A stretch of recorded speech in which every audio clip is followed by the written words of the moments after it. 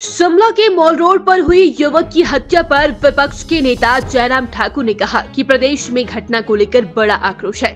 Mall road पर police reporting room के सामने इस तरह की घटना होना पुलिस प्रशासन की कार्यप्रणाली पर बड़ा सवाल है। सरकार ने पुलिस को अपराधियों को पकड़ने की बजाय विधायकों के फोन टैपिंग के काम में लगाया है। विधानसभा के सदस्य सुधीर शर्मा को धमकी मिली है और पूर्व विधायक बंबर ठाकुर पर भी बीते दिनों हमला हुआ है। देवभूमि में कानून व्यवस्था पूरी तरह से चरमरा गई है।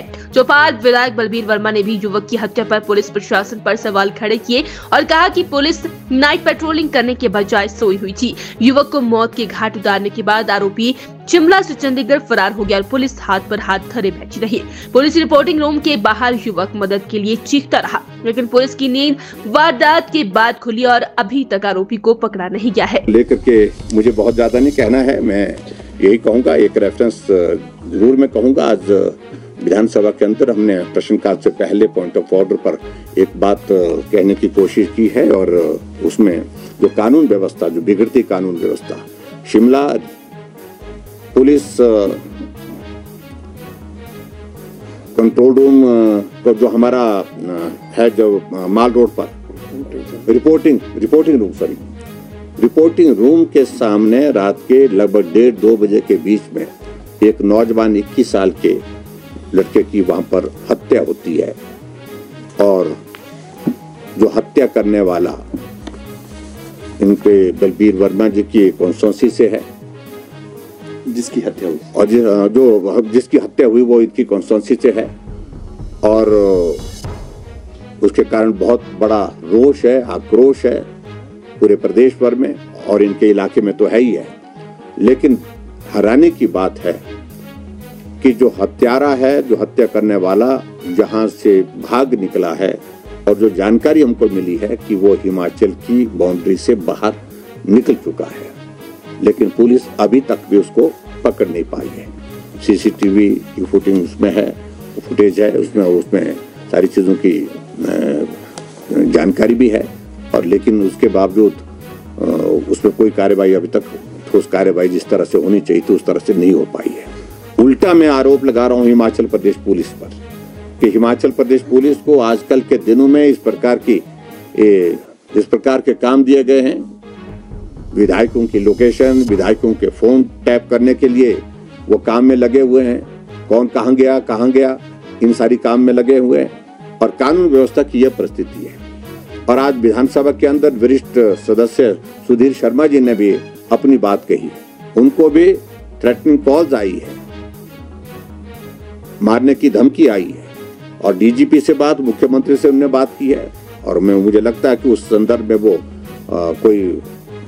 सरकार इसका संज्ञान लेगी।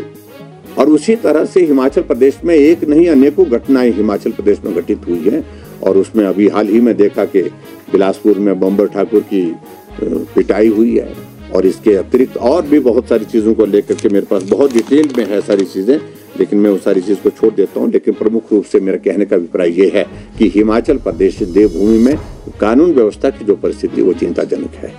मित्रों, आज की इस पत्रकार वार्ता में तो प्रमुख रूप से मुझे यही बात कहनी थी और हिमाचल प्रदेश में इस राज्यसभा की सीट के लिए जिस प्रकार से सरकार का और सत्ता का उपयोग दबाव के लिए किया जा रहा है, ये कतई भी उचित नहीं है, ऐसा मेरा कहना है। अंतरात्मा की आवाज के साथ सभी माननीय विधायकों को मतदान देने के लिए मैं निवेदन करता हूँ। क्या कहना है आपका?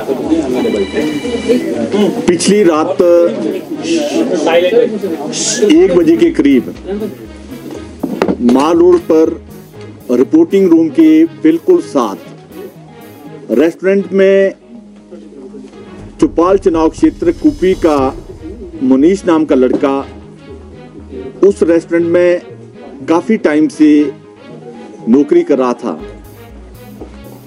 कल रात साथ के रेस्टोरेंट में, जो उस रेस्टोरेंट में काफी टाइम से नौकरी कर रहा था, वो रात के समय चोरी करने के लिए उस रेस्टोरेंट में आया। जब इसने कोई आवाज सुनी मुनीश ने, तो ये उठकर दरवाजा जैसे ही खोला तो उसने इस पर मुनीश पर बहुत ही तेज धार हथियार से वार किया और ये बुरी तरह घायल हुआ। घायल होने के बाद ये रिपोर्टिंग रूम की तरफ भागा और पीछे से जिसने मुनीश का कत्ल किया वो हत्यारा भी पीछे से भागा और बिल्कुल रिपोर्टिंग रूम के दरवाजे के सामने उसने और वार करके उसको गिराया। वहां पर बहुत ब्लड भी गिरा। फिर जब वो मुनीश गिरा वहां पर, उस लड़के ने वो हथियार भी वहीं फेंका और वो भाग गया। फिर मुनीश ने वही हथियार फेंककर पुलिस के कंट्रोल रूम में फेंका।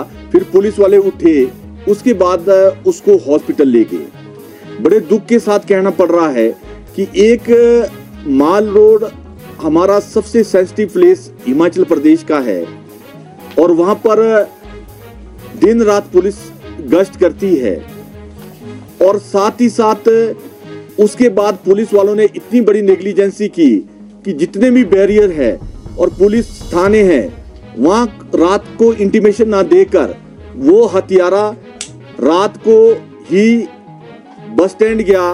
बस स्टैंड से रात को ही बस में बैठकर निकल गया और पुलिस हिमाचल प्रदेश की सोई रही और वो हिमाचल प्रदेश से क्रॉस हुआ।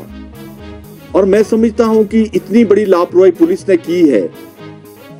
एक हत्यारे को हिमाचल प्रदेश से जाने दिया। इसमें लगता है कि पुलिस हिमाचल प्रदेश की बहुत ही लापरवाह है, बिल्कुल भी संवेदनशील नहीं है, किसी भी मैटर में वो सीरियस नहीं होती। और उसके बाद हैरानी और आगे बढ़ी जब पूरे चौपाल के लोग, कुपवी के लोग शिमला पहुंचे। प्रदेश की सरकार की तरफ से, प्रदेश के एडमिनिस्ट्रेशन की तरफ से, प्रदेश की पुलिस की तरफ से उस बच्चे के माँ बाप से मिलने कोई नहीं गया। जब मैं हॉस्पिटल पहुंचा तो उन्होंने कहा कि एक भी कोई आदमी मिलने नहीं आया। हिमाचल सरकार, हिमाचल का एडमिनिस्ट्रेशन बिल्कुल भी उसमें कोई भी सीरियसनेस नहीं है। और जिस तरीके से प्रदेश की पुलिस ने इस केस को डील किया है, हमारी माननीय मुख्यमंत्री महोदय से ये मांग रहेगी कि आप उन अधिकारियों के अगेंस्ट कार्रवाई करें जिसने इतनी बड़ी लापरवाही की है। और रात को ही क्यों नहीं अरेस्ट हुआ, क्यों हिमाचल प्रदेश से एक इतने बड़े मुलजिम को जाने दिया। जिन्होंने भी इसमें लापरवाही की है, माननीय मुख्यमंत्री महोदय उनके अगेंस्ट कड़ी कार्रवाई करे और आइंदा ऐसी हादसा किसके साथ ना हो। और हिमाचल प्रदेश में जो एक डर का माहौल पैदा हुआ है, कुछ दिन पहले ही मेरे नेरवा में एक ज्वेलर्स को भी इसी तरह मारा, उसके दोनों हाथ बांधकर उसके घर में और मुंह में कपड़ा डालकर उसका सारा सोना लूट के ले गए। ये भी एक हिमाचल प्रदेश में बहुत सारे कत्ल हो रहे हैं और सरकार और पुलिस बिल्कुल सोई है।